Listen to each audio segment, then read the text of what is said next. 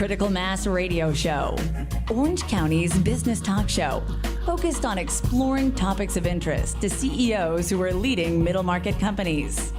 With your host, Richard Franzi. Welcome.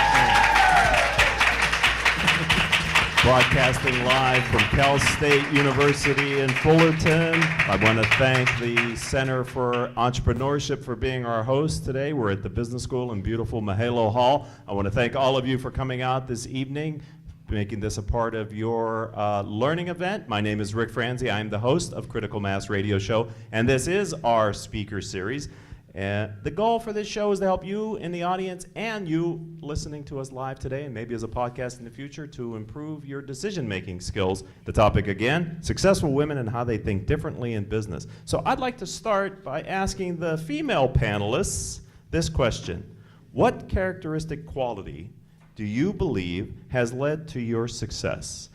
To me, business success is being recognized by your peers and for your accomplishments, and I know I have that. For a woman, I think that is a lot different, and tenacity is one of those, confidence is one of those. But again, being recognized by my own peers, and now I'm doing a lot of mentoring, and seeing those young people that I mentor achieve their goals is also success to me. I think for me personally, the personal quality that led to my own success had a lot to do with self-awareness, and that was something that I worked very hard to develop in myself. I guess for me, success has been measured with my passion. I have a passion for life, a passion for relationships. I enjoy connecting people, and I don't necessarily expect monetization for that. It's more about knowing that connection that those individuals are making is something that gives back to me. Almost 18% of Fortune 100 corporate boards of directors are women. Sounds like they're sadly underrepresented there, right? Because if I recall, about half of our society is made up of women, something like that. Underrepresented, but that's changing, right? If you look at the number of CEOs, CEOs that are females in large corporations, whether they be S&P 500 or Fortune, it's about 4%. About 4% of the CEOs of large corporations are female. The good news is it used to be 2%. By 2040, fully 1/3 of the CEOs of major corporations in this country are projected to be run by females. So it's going to take a while, but you're going to get to 1/3. So let's give a round of applause for that. And maybe tonight, some of you will be inspired that we can make that growth trend happen even more quickly. That's part of the goal that we have for this show. What areas in business most highlight the contrasting approaches and behaviors between men and women? Can you think from your personal experience, what are a couple areas? And Tommy Lee, would you start that conversation for us, please? Well, I think many times men are considered assertive, and that is strength. If a woman is associated with assertive, she might be considered pushy or bossy. I think also many times women are thought of as transformational leaders, ones who work with teams and groups.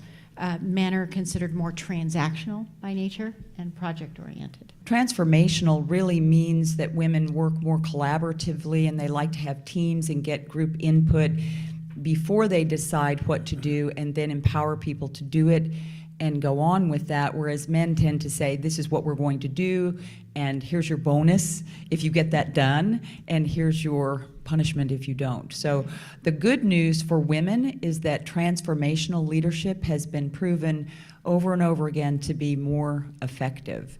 Women's brains are simply more wired for empathy and communication. Our left and right brains communicate better with one another, so we're not so divided in the workplace. So this is in part what leads to those great transformational leadership abilities. If women will use those skills of empathy and communication, they're better at reading emotional cues and actually better at getting people to work together. Now, for every generalization, there is an exception, and Rick is the exception to that in the men's world.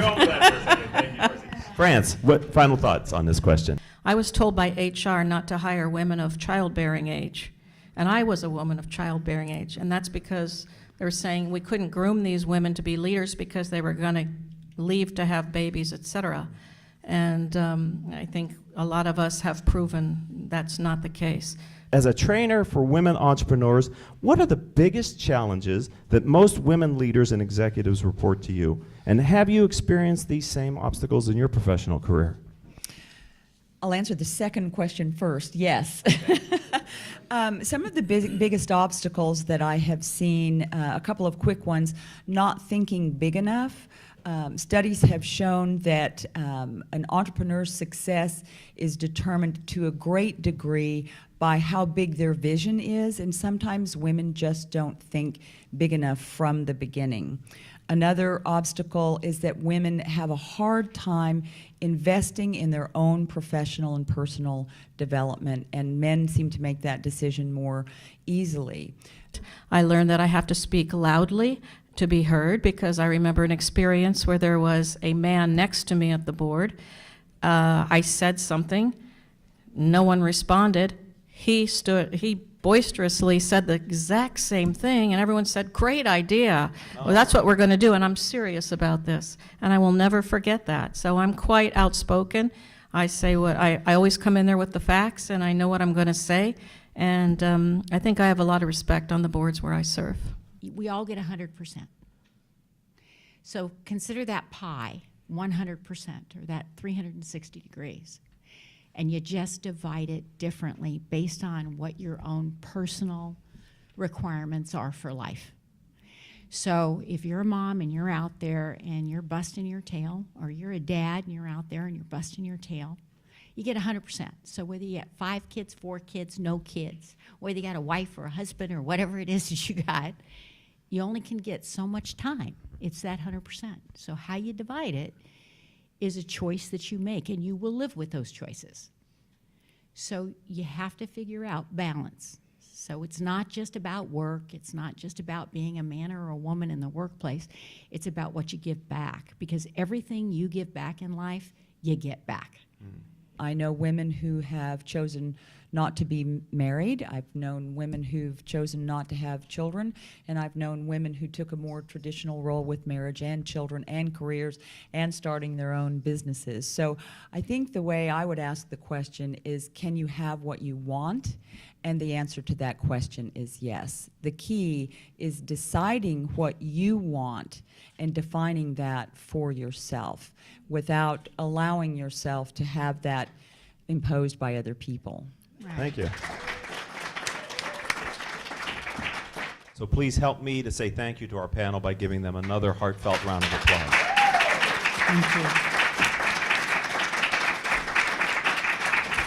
Thank you.